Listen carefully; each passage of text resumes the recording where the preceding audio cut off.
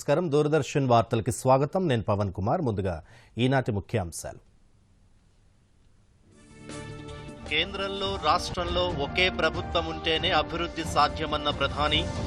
UP ఎన్నికల్లో బీజేపీని మరోసారి ఆశీర్వదించాలని ప్రజలకు వినతి. పార్లమెంట్ శీతాకాల సమావేశాలను బహిష్కరించిన టీఆర్ఎస్. ధాన్యం కొనుగోళ్లపై కేంద్ర వైఖరికి నిరసనగా నిర్ణయం. నిమ్స్ కు అనుబంధంగా 200 పడకలతో ఎంసీహెచ్ ఆసుపత్రి. త్వరలోనే నిమ్స్ లో రోబోటిక్ సేవలు అందుబాటులోకి వస్తాయన్న హరీష్ రావు. హైదరాబాద్ శివార్లలో టాటా ఏరోస్ట్రక్చర్ ఫైటర్ వింగ్స్ ప్రారంభం. గత 5 ఏళ్లలో తెలంగాణ రాష్ట్రం పారిశ్రామికంగా ఎంతో అభివృద్ధి సాధించిందన్న కేటీఆర్. కొల్లాపూర్లో మామిడి మార్కెట్ ఏర్పాటుకు చర్యలు తీసుకోవాలని అధికారులకు మంత్రి నిరంజన్ రెడ్డి ఆదేశం. పంటలకు మద్దతు ధరలపై చట్టం చేయాలని కేంద్రానికి డిమాండ్. 100% వ్యాక్సినేషన్ కోసం ప్రజాప్రతినిధులు చొరవ చూపాలని మంత్రి సబితా ఇంద్రారెడ్డి పిలుపు. ఒమిక్రాన్ ను ఎదుర్కొనేందుకు అన్ని విధాలుగా సిద్ధంగా ఉన్నామని వెల్లడి. కరోనా టీకా అదనపు డోసులపై ప్రకటన చేయాలని కేంద్రాన్ని కోరిన ఐఎంఏ. 12 నుంచి 18 ఏళ్ల వయస్సు వారికి టీకాలు వేసే ప్రతిపాదనను పరిశీలించాలని సూచన. కోవిడ్ మహమ్మారిని అరికట్టేందుకు ప్రతి ఒక్కరూ తప్పనిసరిగా మాస్క్ ధరించాలి, భౌతిక దూరం పాటించాలి, తరచూ చేతులు కడుక్కోవాలి, వ్యక్తిగత శుభ్రతను పాటించాలి. 18 సంవత్సరాలు నిండిన వారందరూ తప్పనిసరిగా వ్యాక్సిన్ వేయించుకోవాలి. వివరాలు చూద్దాం. ఉత్తరప్రదేశ్లోని గోరఖ్పూర్లో పలు అభివృద్ధి ప్రాజెక్టులను ప్రధానమంత్రి నరేంద్ర మోదీ ప్రారంభించారు. అత్యాధునిక సదుపాయాలతో నిర్మించిన ఎయిమ్స్ ఆసుపత్రితో పాటు fertiliser plant, Indian council medical research యొక్క రీజనల్ మెడికల్ రీసెర్చ్ సెంటర్ను ప్రధాని ప్రారంభించారు. అనంతరం గోరఖ్పూర్లోనే ఏర్పాటు చేసిన బహిరంగ సభలో పాల్గొని ప్రసంగించారు.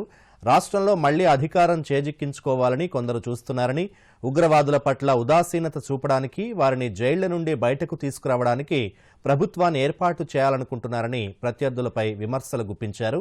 వారికి సాధారణ ప్రజల సమస్యలు పట్టవన్నారు.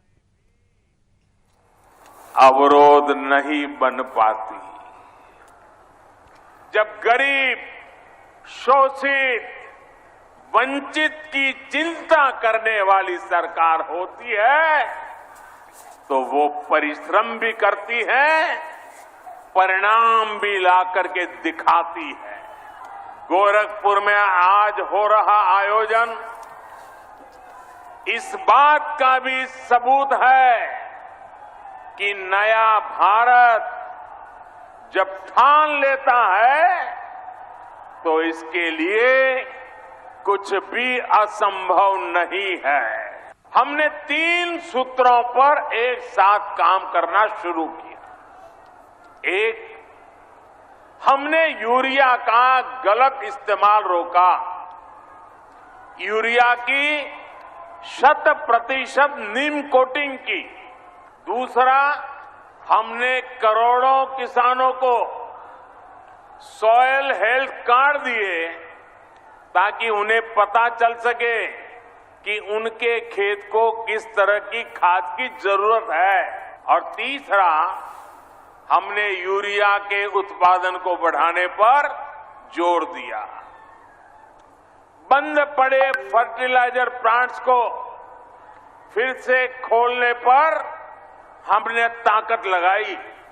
बहुत बेमन से, बहुत मजबूरी में पहले की सरकार द्वारा गोरखपुर एम्स के लिए जमीन आवंटित की गई थी. साथियों, आज का ये कार्यक्रम उन लोगों को भी करारा जवाब दे रहा है.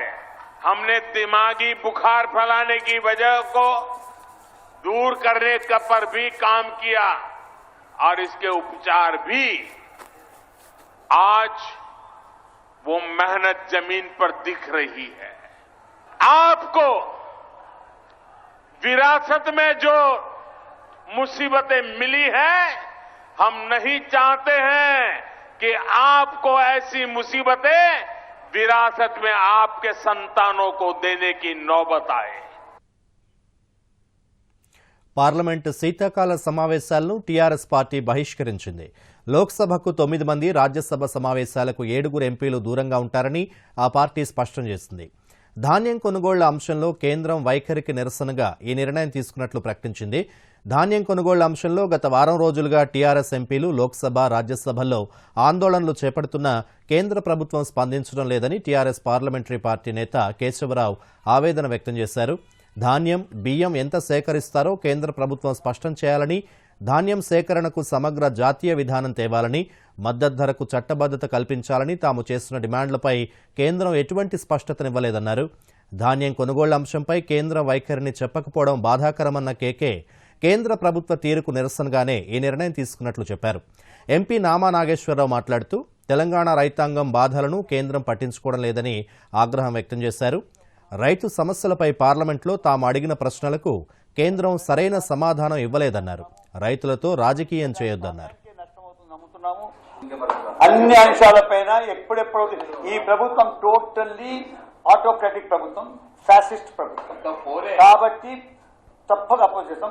కానీ ఏదైనా సపోజ్ ఒక ఇష్యూ ఉంది, నేషన్కి లాభం అయిన ఒక ఇష్యూ పాస్ అయిందనుకో, యూ డోంట్ థింక్ పిచ్చిగా ఇచ్చి డాన్స్ చేయం బయటికి. We will support it is helping the nation.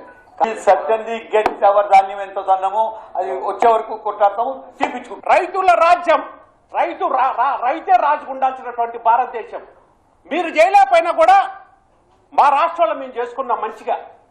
రైతులు ఇప్పుడిప్పుడే బయటపడతారు. ఇప్పుడే కొద్దిగా అప్పులు కట్టుకొని అంటే ఊళ్ళల్లో ఇప్పుడే పిల్లల్ని చదివించుకుంటూ కట్టి ముందుకు పోతుండ్రు.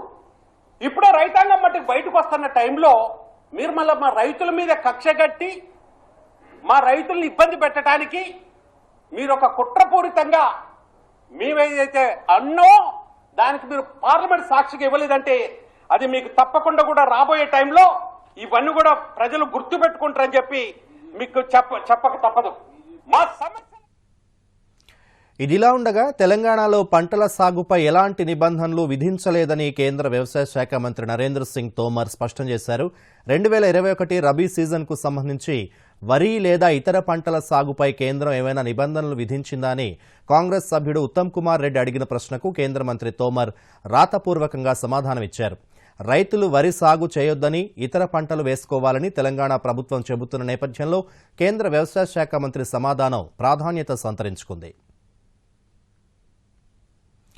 పార్లమెంటు సమావేశాల్లో భాజపా ఎంపీల గైర్హాజరుపై ప్రధానమంత్రి నరేంద్ర మోదీ మరోసారి అసహనం వ్యక్తం చేశారు.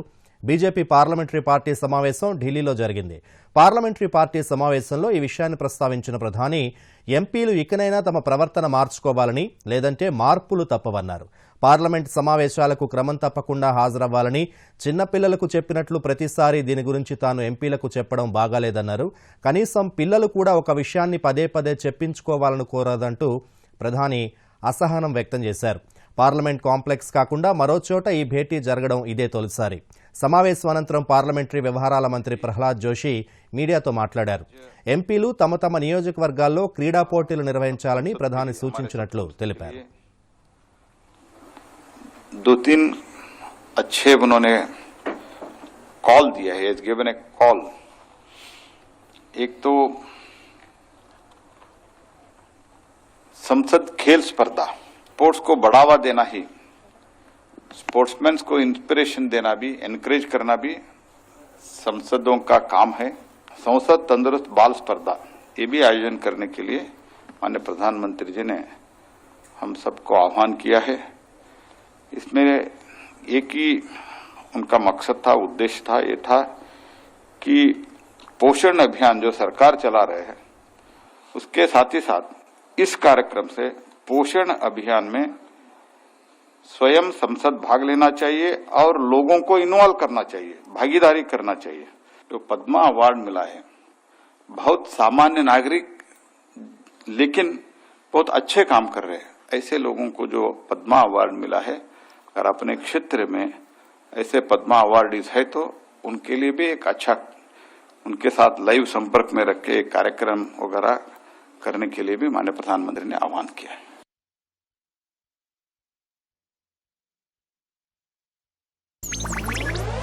డిజిటల్ బ్యాంకింగ్ కాలం ఇది. టైం ఆదా చేయాలండి. Digital banking సులువైనది.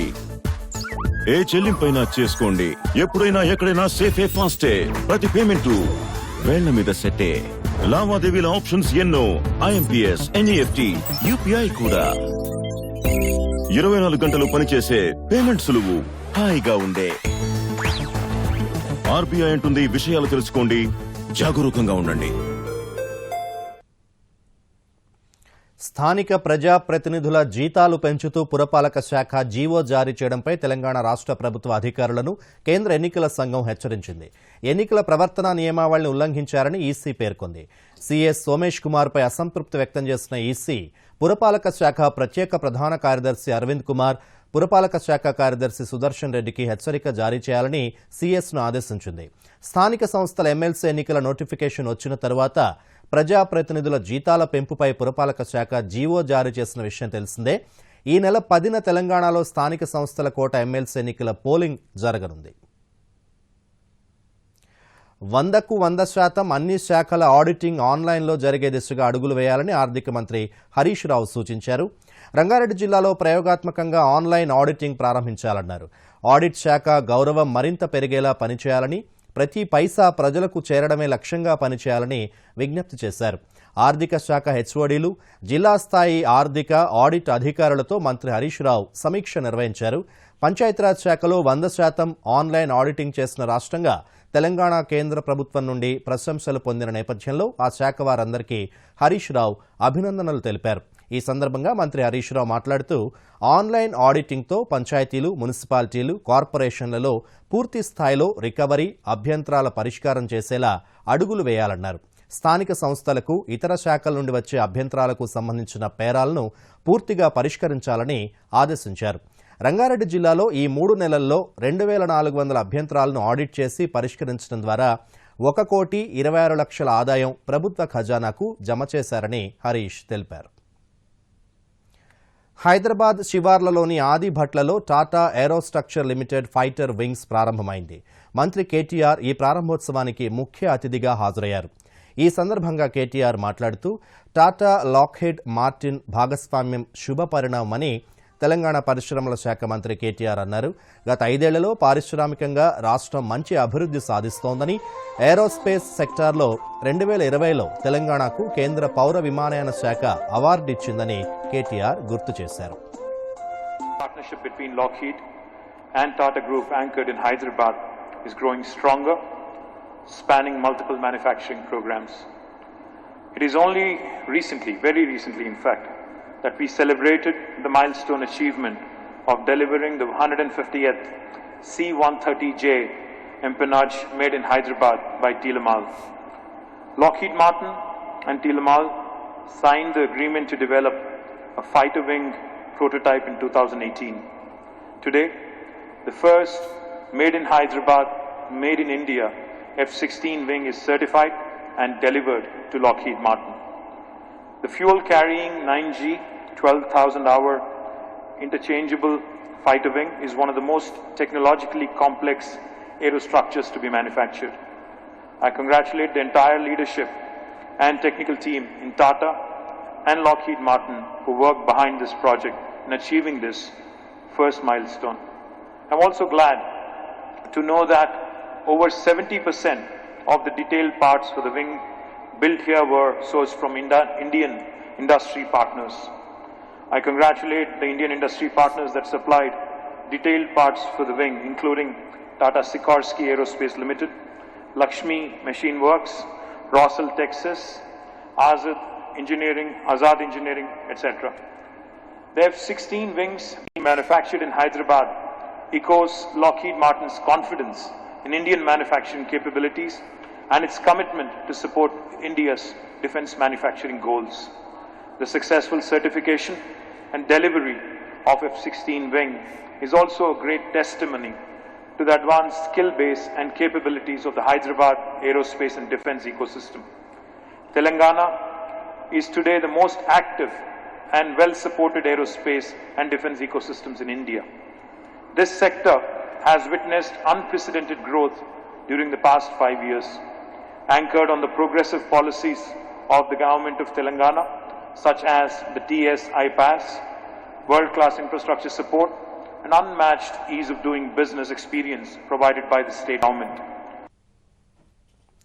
హైదరాబాద్లోని కొల్లాపూర్ మామిడి మార్కెట్ ఏర్పాటుకు చర్యలు తీసుకోవాలని వ్యవసాయ శాఖ మంత్రి సింగిరెడ్డి నిరంజన్ రెడ్డి అధికారులను ఆదేశించారు. వ్యవసాయం లేకుండా దేశం లేదని గుర్తించాలన్నారు. రైతుల శ్రేయస్సు కోసం పంటలకు మద్దతు ధరపై కేంద్రం చట్టం చేయాలని నిరంజన్ రెడ్డి డిమాండ్ చేశారు.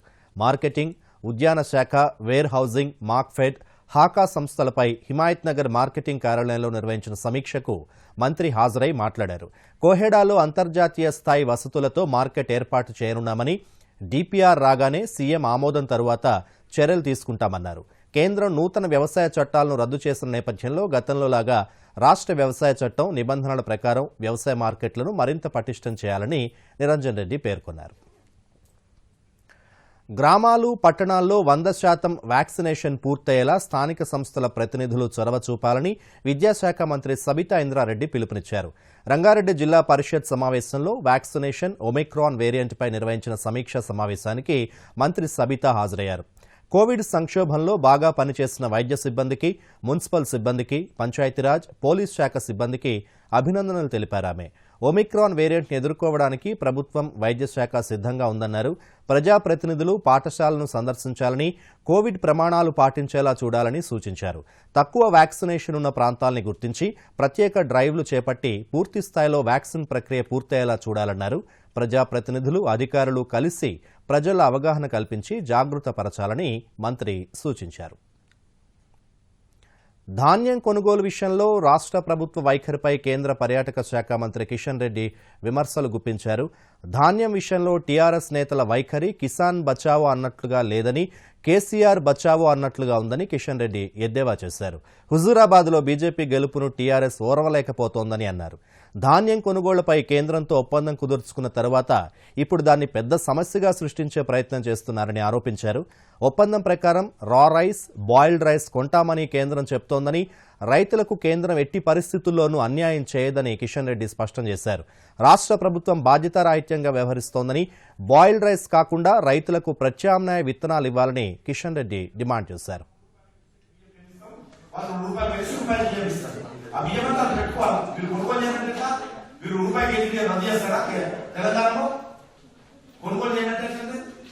నేను ఒకటే అడుగుతాను, కొనుగోలు కేంద్రాలు చేయకుండా, రాష్ట్ర ప్రభుత్వము ధాన్యం ప్రొక్యూర్మెంట్ చేయకుండా మరి ఉండాలంటే రూపాయి కేజీ బియ్యం స్కీమ్ రద్దు చేస్తాను. ఈరోజు దేశంలో ఏ రాష్ట్రానికి కావాల్సినటువంటి బియ్యము సివిల్ సప్లై ద్వారా పేద ప్రజలకు ఇచ్చేటువంటి బియ్యం, కేంద్ర ప్రభుత్వం ఇచ్చేటువంటి 3 రూపాయల కేజీ బియ్యం కానీ దాన్ని ఈరోజు 2 రూపాయలు కలవేసి వాళ్ళు 1 రూపాయికి ఇస్తారు. రాష్ట్ర ప్రభుత్వం ఇచ్చే ప్రతి కేజీ వెనక 1 రూపాయి, కేంద్ర ప్రభుత్వం ఇచ్చేది 30 రూపాయలు, కలిపి 1 రూపాయికి బియ్యం ఇస్తారు. ఆ బియ్యం వాళ్ళు సేకరించి వాళ్ళకి కావాల్సిన తెలంగాణ రాష్ట్రానికి కావాల్సిన స్టాక్ కానీ, మన షెడ్యూల్ కాస్ట్ కానీ, షెడ్యూల్ ట్రైబ్ కానీ, లేకపోతే బీసీ కానీ, ఇతర మైనార్టీ కానీ రాష్ట్రాల్లో వాడేటువంటి బియ్యం కానీ, ఇవన్నీ కూడా అదేవిధంగా మిగతా మన శిశు సంక్షేమ శాఖలో వాడేటువంటి బియ్యం కానీ ఇవన్నీ కూడా రాష్ట్ర ప్రభుత్వం స్టాక్ పెట్టుకోవాలి. ఇప్పుడు హాస్టల్లో బియ్యం మీరు ఎస్సీ హాస్టల్ పిల్లలు ఉపాసం ఉండాలా, ఎస్టీ హాస్టల్ పిల్లలు ఉపాసం ఉండాలా? కేంద్ర ప్రభుత్వం ఇచ్చేటువంటి 3 రూపాయల బియ్యం బిల్లు 4 రోజుల మహారాష్ట్ర పర్యటనలో భాగంగా రాష్ట్రపతి రామ్నాథ్ కోవింద్ మంగళవారం పూణేలోని ఎయిర్ ఫోర్స్ స్టేషన్ను సందర్శించారు. భారత అమ్ముల పొదిలో తిరుగులేని అస్త్రంగా మన్ననలు అందుకుంటున్న సుఖోయ్ వైమానిక యుద్ధ విమానాల ప్రదర్శనను రాష్ట్రపతి వీక్షించారు. అనంతరం ఎయిర్ ఫోర్స్తో సంభాషించారు.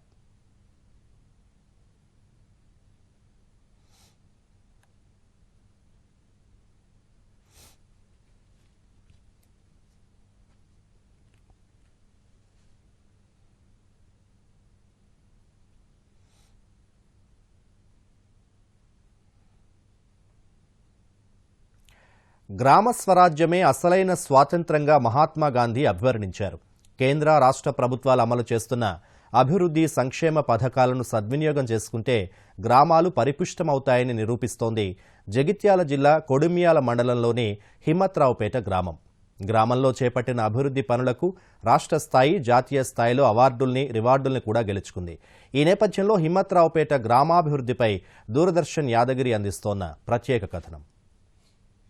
గ్రామీణ ప్రజలకు అందాల్సిన సేవల్లో ప్రభుత్వ పథకాలను సద్వినియోగం చేసుకోవడంలో జాతీయ స్థాయిలో గుర్తింపు తెచ్చుకుంటోంది జగిత్యాల జిల్లా కొడిమ్యాల మండలం హిమ్మత్రావుపేట గ్రామం.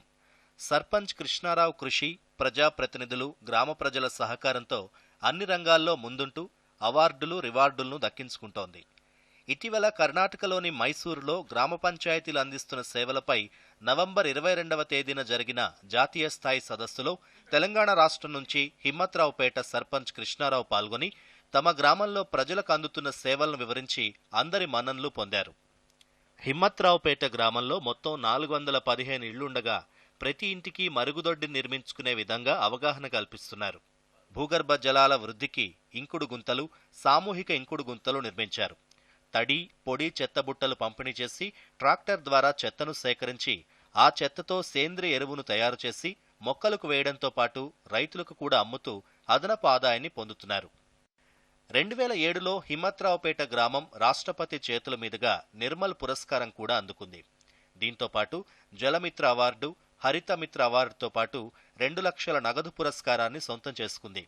స్వచ్ఛ భారత్ అవార్డుతో పాటు 10 లక్షల నగదు ప్రోత్సాహకాన్ని కూడా దక్కించుకుంది. ఈ సందర్భంగా గ్రామ సర్పంచ్ పునుగోటి కృష్ణారావు మాట్లాడుతూ కేంద్ర, రాష్ట్ర ప్రభుత్వాలు అమలు చేస్తున్న పథకాలను సమర్థవంతంగా ఉపయోగించుకుంటూ హిమ్మత్రావుపేట గ్రామాన్ని అభివృద్ధి చేస్తున్నామని చెప్పారు. హామీ ద్వారా ప్రతి ఇంటికి వేస్ట్, వృధాగా పోయే నీటిని ఇంకుడు గుంతల్లోకి మళ్లించే విధంగా 100% ఇంకుడు గుంత నిర్మింపజేసుకొని ప్రజలు వాటిని సద్వినియోగం చేస్తున్నారు.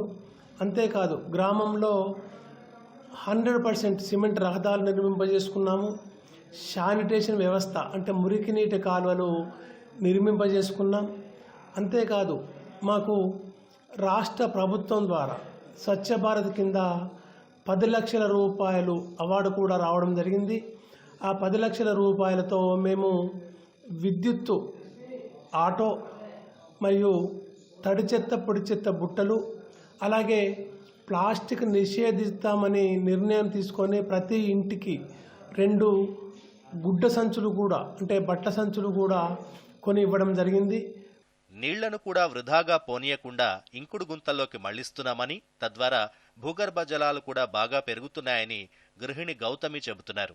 బట్టలు విండిన నీరు కానీ, అంతకుముందు అదే బోలుదమ్మిన నీళ్లు కానీ, స్నానం చేసిన నీళ్లు కానీ బయటకు వచ్చేవి. దాని ద్వారా దోమలు, ఈగల వల్ల మేము ఎంతో అనారోగ్య పాలయ్యే వాళ్ళం. ఈ ప్రభుత్వం ఈ ఇంకుడు గుంతలు పథకాలు నిర్మించడం వల్ల మాకు ఎంతో ఉపయోగకరంగా ఉంది.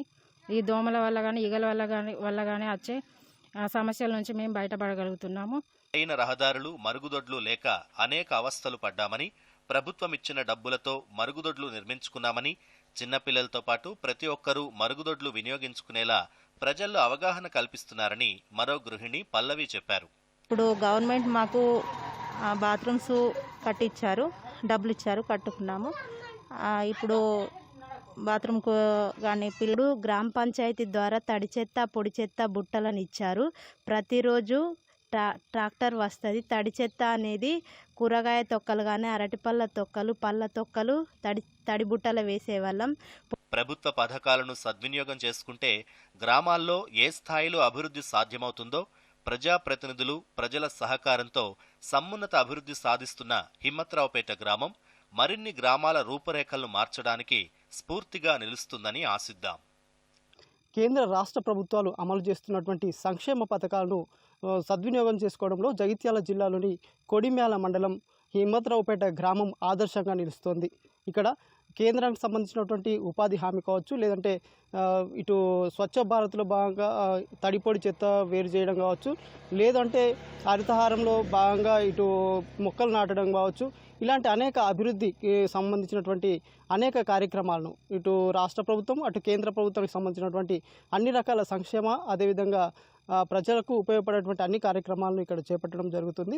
ఇవన్నిటినీ సద్వినియోగం చేసుకోవడంలో ఇక్కడ ఉన్నటువంటి సర్పంచ్ పునుగోటి కృష్ణారావు గారు అయితే ఇతరులకు ఆదర్శంగా నిలుస్తున్నారు. ఇక్కడ అవార్డులతో పాటు రివార్డులు కూడా రావడం జరిగింది. దీంతో ఈ గ్రామం జాతీయ స్థాయిలో గుర్తింపు తెచ్చుకుంది. Ravinder, bureau report, Doordarshan, Jagtial. Corona కొత్త వేరియంట్ ఒమిక్రాన్ కలవరం పుట్టిస్తున్న వేళ కరోనా టీకా అదనపు డోసులపై ప్రకటన చేయాలని ఇండియన్ మెడికల్ అసోసియేషన్ ప్రభుత్వాన్ని కోరింది. వైద్య సిబ్బంది, ఫ్రంట్ లైన్ వర్కర్స్, బలహీన రోగనిరోధక శక్తి ఉన్న వ్యక్తులకు అదనపు డోసు ఇవ్వాలని సూచించింది. అలాగే 12 నుండి 18 ఏళ్ల వయస్సు వారికి టీకాలు వేసే ప్రతిపాదనను పరిశీలించాలని కూడా పేర్కొంది. దేశవ్యాప్తంగా ఒమిక్రాన్ కేసుల సంఖ్య 23కి చేరింది. ఇవి మరింత పెరిగే అవకాశం ఉన్న నేపథ్యంలో ఐఎంఏ ప్రభుత్వానికి కీలక సూచనలు చేసింది. ఒమిక్రాన్ వేరియంట్కు వేగంగా ప్రబలే లక్షణం ఉందని, ఎక్కువ మంది వ్యక్తుల్ని ప్రభావితం చేసే అవకాశం ఉన్నట్లు తెలుస్తోందని ఐఎంఏ పేర్కొంది. కార్యకలాపాలన్నీ సాధారణ స్థితికి చేరుకుంటున్న తరుణంలో మరో ఎదురు దెబ్బ తగలకుండా అప్రమత్తం కావాలని సూచించింది. తగిన చర్యలు తీసుకోకపోతే భారీ స్థాయిలో థర్డ్ వేవ్ను చవిచూడాల్సి రావచ్చని హెచ్చరికలు చేసింది. అర్హులంతా టీకా తీసుకోవడంపైనే ప్రధానంగా దృష్టి పెట్టాలని సూచించింది. ఇదిలా ఉండగా ప్రారంభ నివేదికలను బట్టి ఒమిక్రాన్ సోకిన వ్యక్తుల్లో తీవ్రత తక్కువగానే ఉందని, డెల్టాతో పోలిస్తే మాత్రం 5 నుంచి 10 రెట్లు వేగంగా వ్యాప్తి చెందే అవకాశం ఉన్నట్లు తెలుస్తోందని, వీటిని దృష్టిలో పెట్టుకుని రోగ నిరోధక శక్తిని పెంపొందించడం ద్వారా అంటువ్యాధిని నియంత్రించే చర్యలు చేపట్టాలని సూచించింది. అత్యవసరం కాని ప్రయాణాలని వాయిదా వేయాలని పేర్కొంది. ఆఫ్రికన్ దేశాల్లో ఈ వేరియంట్ వెలుగు చూసిన తర్వాత ఆసుపత్రుల్లో చేరుతున్న చిన్నారుల సంఖ్య అకస్మాత్తుగా పెరుగుతున్న విషయాన్ని కూడా ఐఎంఏ గుర్తు చేసింది. పాఠశాలలు, కళాశాలల్లో కోవిడ్ ప్రోటోకాల్స్ని పాటించాలని తెలిపింది. అలాగే 12 నుంచి 18 ఏళ్ల వయసు వారికి టీకాలు వేసే ప్రతిపాదనపై వేగంగా నిర్ణయం తీసుకోవాలని కేంద్ర ప్రభుత్వాన్ని కోరింది. జీవాయుధ పోరాటాలకు సిద్ధం కావాలని chief of defence staff general Bipin Rawat త్రివిధ దళాలకు పిలుపునిచ్చారు. ఫానెక్స్ 21 పేరుతో 3 రోజుల పాటు నిర్వహించనున్న డిజాస్టర్ మేనేజ్మెంట్ విన్యాసాలను రావత్ ప్రారంభించారు. ఈ విన్యాసాల్లో బంగ్లాదేశ్, భూటాన్, నేపాల్, శ్రీలంక, మయన్మార్, థాయిలాండ్ దేశాలు పాల్గొంటున్నాయి. ఈ సందర్భంగా రావత్ మాట్లాడుతూ ఇప్పటివరకు రకరకాల విపత్తులు వచ్చాయని, కొన్ని సహజమైనవి కాగా మరికొన్ని మనుషులు సృష్టించినవని, వైరస్లతో వచ్చే మహమ్మారులను ఎదుర్కొనేందుకు సిద్ధంగా ఉండాలన్నారు. ఇప్పుడు ఒమిక్రాన్ వ్యాపిస్తోందని, ఒకవేళ ఆ వేరియంట్ కూడా రూపం మార్చుకుంటే వాటిని కూడా ఎదుర్కొనేందుకు సిద్ధంగా ఉండాలన్నారు. బీజింగ్లో 2022న జరగాల్సిన వింటర్ ఒలింపిక్స్ను దౌత్య బహిష్కరణ చేయాలన్న అమెరికా నిర్ణయాన్ని గౌరవిస్తున్నట్లు అంతర్జాతీయ ఒలింపిక్ కమిటీ పేర్కొంది. ఒలింపిక్ సంఘ అధికార ప్రతినిధి ఈ విషయమై మాట్లాడుతూ రాజకీయవేత్తలు, దౌత్యవేత్తలు వింటర్ ఒలింపిక్స్లో పాల్గొనాలా వద్దా అనేది పూర్తిగా రాజకీయ నిర్ణయమని, అది ఆయా దేశాల ప్రభుత్వాల ఇష్టమని, ఐఓసీ అనుసరించే రాజకీయ విధానం ఆధారంగా అమెరికా తీసుకున్న నిర్ణయాన్ని గౌరవిస్తున్నామన్నారు. అమెరికా ప్రభుత్వం ఒలింపిక్ గేమ్స్లో అథ్లెట్లు పాల్గొనే అంశంపై రాజకీయాలకు అతీతంగా నిర్ణయం తీసుకుందని, తాము కూడా దానిని స్వాగతిస్తున్నామని చెప్పారు. వార్తలు ముగించే ముందు ముఖ్యాంశాలు మరోసారి. దూరదర్శన్ యాదగిరి వార్తలను ఇప్పుడు సోషల్ మీడియాలో కూడా చూడొచ్చు. యూట్యూబ్ అయితే డీడీ న్యూస్ తెలంగాణ, ట్విట్టర్ అయితే DD news Telangana @DD Yadagiri news, మరి ఫేస్బుక్ అయితే డీడీ న్యూస్ తెలంగాణలో చూసి సబ్స్క్రైబ్ చేసి లైక్ చేయండి, షేర్ చేయండి. కేంద్రంలో, రాష్ట్రంలో ఒకే ప్రభుత్వం ఉంటేనే అభివృద్ధి సాధ్యమన్న ప్రధాని, యూపీ ఎన్నికల్లో బీజేపీని మరోసారి ఆశీర్వదించాలని ప్రజలకు వినతి. పార్లమెంట్ శీతాకాల సమావేశాలను బహిష్కరించిన టీఆర్ఎస్, ధాన్యం కొనుగోళ్లపై కేంద్ర వైఖరికి నిరసనగా నిర్ణయం.